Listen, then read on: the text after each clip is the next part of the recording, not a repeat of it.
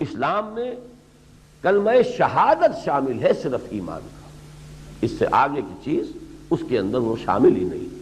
اس میں تو پھر نماز، روزہ، حج، زکوٰۃ جو افعال ہیں، اعمال ہیں، نظر آنے والی شے ہیں، آنکھوں سے دیکھی جا سکتی ہیں، ان کو شامل کیا گیا ہے۔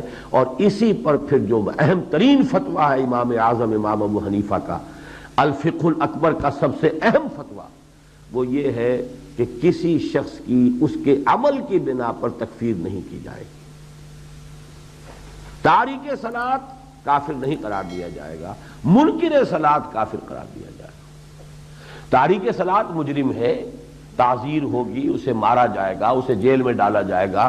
بعض حضرات جو ہے قتل تک کے بھی اس کا فتویٰ دیتے ہیں، بعض فقہا، امام صاحب نہیں دیتے، امام ابو حنیفہ کے نزدیک نہیں ہے۔ وہ یہی ہے کہ اس کو جیل میں ڈالا جائے یہاں تک کہ وہ توبہ کرے اور وعدہ کرے کہ میں نماز پڑھوں گا پابندی کے ساتھ، تب چھوڑا جائے۔ باقی بعض حضرات اسے، لیکن ان میں بھی پھر اختلاف ہے کہ آیا تعزیراً کہا جائے گا یا یہ کہ حداً۔ حد تو اس صورت میں قتل کی ہوتی جب اسے مرتد مان لیا جائے، تو بعض لوگ اس انتہا تک چلے گئے ہیں کہ جو تارک صلاۃ ہے وہ کافر ہو گیا، مرتد ہو گیا، اور اس کو قتل کیا جائے حد کے طور پر، کہ وہ مرتد کی حد اس کے اوپر اجرا کر دیا جائے۔ لیکن امام اعظم امام ابو حنیفہ، جن کے بارے میں میں پورے اطمینان اور اشراع کے ساتھ کہتا ہوں کہ جو سینس آف لا اللہ نے حضرت امام ابو حنیفہ کو عطا کیا تھا، اس کی شاید دنیا میں کہیں کوئی مثال نہیں ہے۔ اس قدر باریکی کے ساتھ انہوں نے جا کے معاملات طے کیے۔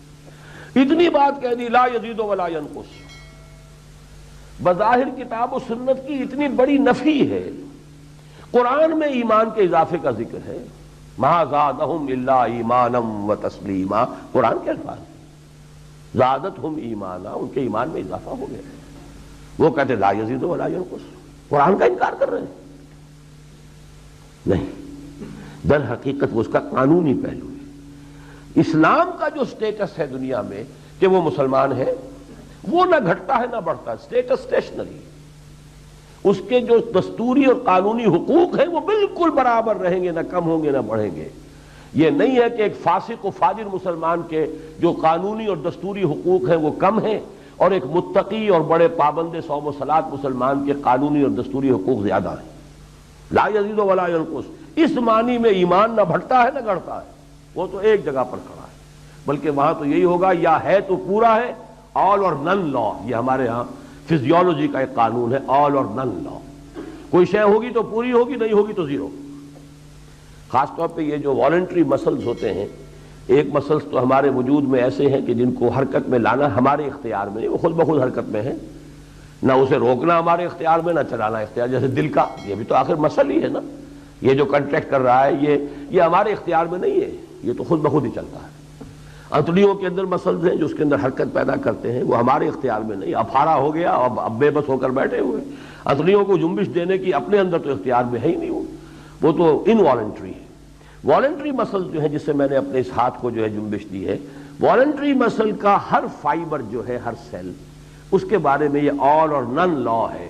اس کو سٹیمولس جو پاس ہوگا اگر پورا ہے تو وہ حرکت کرے گا، اس سے ذرا سا بھی کم ہے تو حرکت میں آئے گا ہی نہیں۔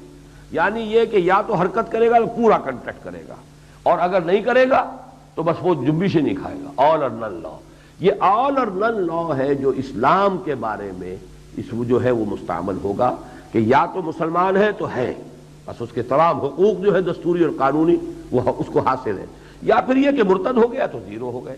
بیچ میں نہیں ہو سکتا یہ 50% اور یہ 30% اور یہ 70%۔ اس کے قانونی اور دستوری حقوق جو ہیں وہ آل اور نن لا جو ہے اسے گورن کرے گا۔ تو یہ ہے اصل میں وہ مسئلہ، اسی میں تو ٹھوکریں کھائی ہیں۔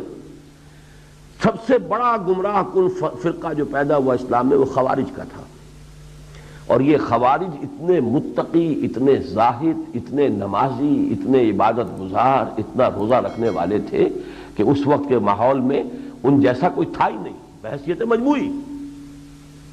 لیکن غلطی اسی میں ہوئی کہ ان حدیثوں پر جس کو کہ میں نے آپ سے کہا ہے، جس کی چند مثالیں دی تھیں، جن میں یہ آ گیا کہ جس شخص نے شراب پی، لا یشرب الخمر حین یشرب وہو مومن، جس شخص نے شراب پی ہے وہ مومن نہیں رہا، مومن نہیں رہا تو کافر ہو گیا، کافر ہو گیا تو مرتد ہو گیا، مرتد ہو گیا تو قتل کرو۔ اس کا مال بھی تمہارے لیے مباح ہے، اور اس کی بیوی بھی اب تمہاری لونڈی بن سکتی ہے۔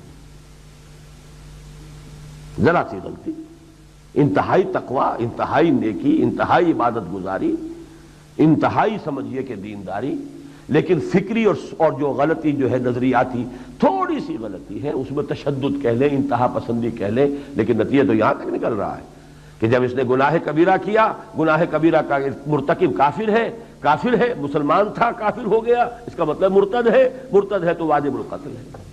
اس کا مال بھی مباح ہے، آپ دیجئے، وہ اب آپ کے لیے مال غنیمت ہے، اس کی بیوی ہے یا اس کی جو بھی خواتین ہیں وہ بھی مباح ہے، وہ تمہارے لیے کنیزوں کی حیثیت سے اب گویا کہ تمہارے لیے مال غنیمت ہے۔ اتنا بڑا فتنہ صرف اس مس انٹرپریٹیشن کی وجہ سے پیدا ہو گیا۔ اس سے آپ کو اصل میں اس اہمیت کا اندازہ ہوگا کہ یہ کیوں اللہ تعالیٰ نے ان دونوں کیٹیگریز کو، کیونکہ قرآن مجید میں یہ دونوں کیٹیگریز اس طور سے بھی بیان ہوئی کہ دونوں کو ایمان کہا